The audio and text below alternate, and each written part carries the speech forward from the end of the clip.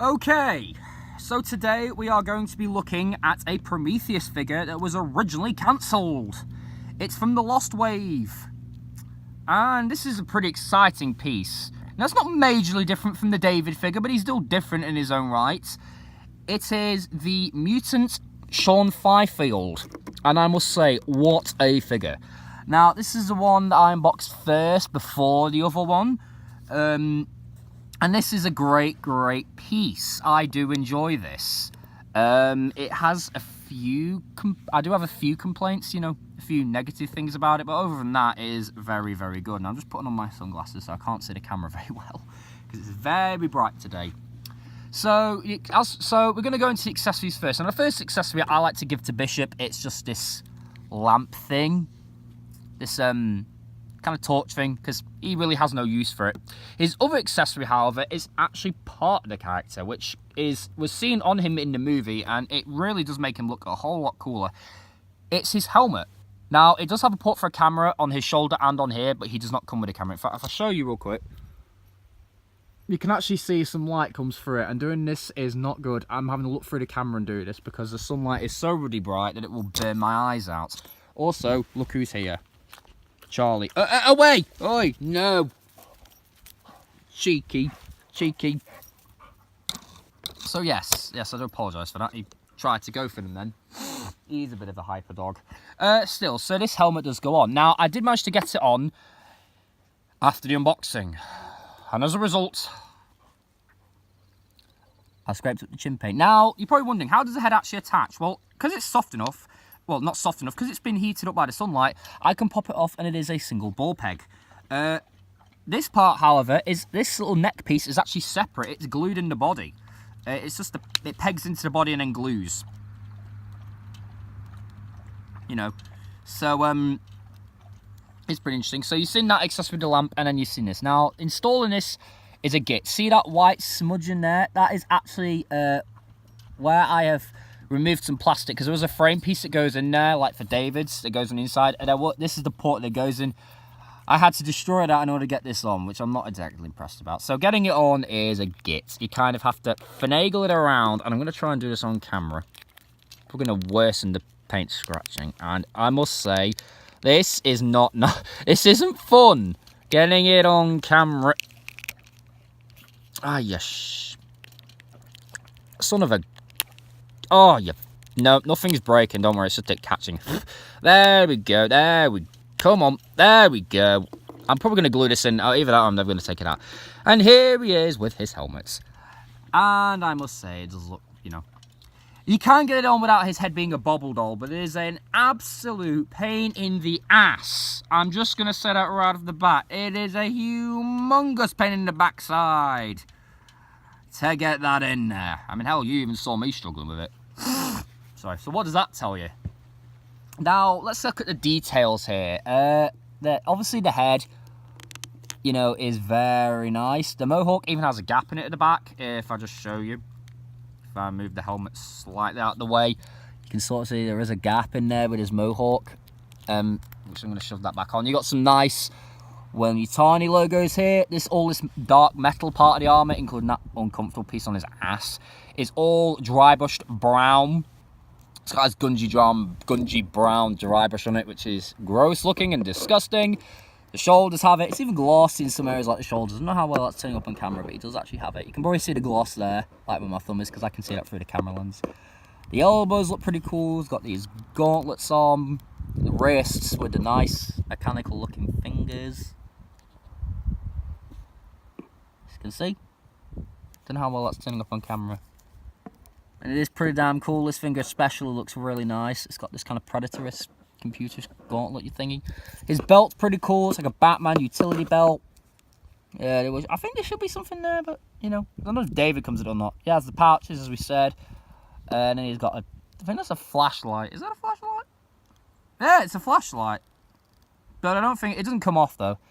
Then you get... Which, by the way, this is pretty soft. Then you get these arm pieces, which are very soft as well. And the jumpsuit's blue with a very dark brown and black dry brush. You got the knee pads, which contain... And these, by the way, contain the same glossy dry brush. You get these, the knees, which look very Decepticon-like, which also contain that same effect. And the boots and, you know, shin guards, which contain the great same effects. And also this mesh detailing is really nice as well. It is very nice, so... we're going to get to articulation in a minute, but I just want to compare it with something that Fifield was originally going to turn into. Because in the original CGI version, you know, of this guy in a deleted scene, he was going to turn into a Xenomorph. And I do wish this guy came with some swappable parts so you could actually replicate that look. So here he is with the McFarlane Toys Battle Alien, for just kind of moving back a bit. He is surprisingly nearly as tall as it. He's not even a retool of a normal... He's not even, like I said, he's not retooled from David at all, except for the head. That's it, and the helmet. Other than that, the body is exactly the same, just with a different paint job. So let's get into articulation. Now, despite the helmet being on, you can actually articulate this guy on his head very well. His head is on a ball peg, like we discussed earlier, and it doesn't look back or down so much, but it does a fair amount. It's just because it's so bulbous and lumpy, but it does pivot, and you can rotate it side to side, and I must say that does look really screwed up because of his helmet, and he's got a very nice paint and blood wash all over him. The shoulders, now these don't actually hinder, so they go in, which is pretty cool, and they will rotate. Now the elbow joint is a complaint that I was expected to be really peed off about, but I'm not. Instead of having the swivel in the bicep like Burke does here, where the elbow can swivel side to side, Fifield and David, because they're both the same body, don't have that. They have it in the forearm, so the forearm rotates, then the gauntlet rotates, and the ball joint on the wrist, so it can rotate. So you've got 1, 2, 3 types of rotation. Bit annoying. It does bend 90 degrees, which is cool, and he can actually reach his helmet, believe it or not. But you can get him in some, like, you know, you can sort of get it like that, and, you know, but the problem is that's trigger finger. And the gripping hand makes more sense because he did use his fist to kind of rip a, you know, punch a guy's guts out and smash his head in. He has a double ball peg at the torso, and that is an exceptional amount of crunch. He does lean back that far, and he, of course, rotates, but you're mainly going to be using the waist joint, and he does pivot on that joint side to side quite nicely. The waist is also on a ball joints. By the way, the torso's on a double ball peg. This is on a single. So combining the joints together, the waist doesn't move so much, but it complements the upper torso joint enough to give it some really nifty poses. And you can sort of see in there, it's like a ball joint. It doesn't pivot so much, and the helmet's kind of popping off a bit. But yeah, as you can see, just look, and then it will, of course, rotate. The legs, now this is quite interesting, the legs. I like the leg joint. It's a nice leg joint. And I was quite, one of the reasons I'm excited to get this figure is because I've not really had a proper figure that has this type of joint, except for Marvel Select. The legs are on this DCUC joint, so they go forward, like that. They don't go back so much just because of, but, I mean, they kind of do go back further than you expect. They say the butt's not that rubbery, but it's rubbery enough to allow you to go back pretty far. And then they have a hinge in them, so that's basically a cut joint with a hinge in it that goes out to the side. And this hinge is actually ratcheted. And like we discussed, the armour is soft, so it does flare out when you do that. I mean, it does look a little weird when you do that, but it's an action figure. It's not really perfect, is it? You get a cut joint in the upper thigh, a double hinge at the knee. Now, one of these caused me some problems. You see all that crap there? There was factory glue, because this knee piece is glued on, and some of the glue seeped into the knee and stops it from working. If you saw my unboxing, I had to grab it with a pair of pliers and literally bend it to make it work. But you can do that. And now for one of the best points of articulation, which you probably saw in my unboxing how ecstatic I was about it, the ball peg on the feet.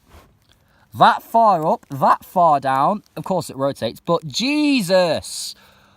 Sorry, look at that freaking pivot! I mean, doesn't look like that much, but for a Neca ball peg, for a ball peg on a Neca figure, that is kick-ass. And hell, it even pivots the other way if you want to get some weird stuff going on, like maybe he's dragging one of his legs, or, you know, he can't walk. So, yeah, now, like I said, another complaint I do have, which is a missed opportunity, despite the biceps, is I would have liked him to come with some optional parts to replicate that original deleted scene look, or they made a separate figure which looked like that, because that was a cool look. And it was a missed opportunity. I mean, it's not the end of the world. I can just get another one of these and then customise it into that, which I might consider doing. And it'd be a separate mutant in its own right, so... Who gives one? Problem is, this guy was expensive. I think he cost me nearly... I got him from the US, so it cost about nearly over $50 to get. I didn't get it straight from Neca. I got it from another seller. And I know he is authentic. You know how I can tell he's authentic?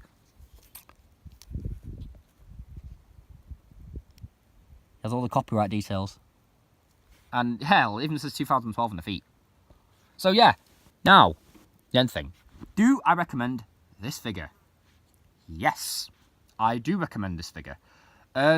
Yes, he does have a few issues. Getting a helmet on is a problem. But if you are willing to work with it and give it some patience and not be too afraid to get a bit rough like I have, you will get it on. And I must say, it's a great look. It definitely is more accurate to the movie. And, you know... I mean, one thing that was missed is I would have liked him to come with a hammerpede and a jar of ooze. Maybe 2 of each. That would be pretty cool.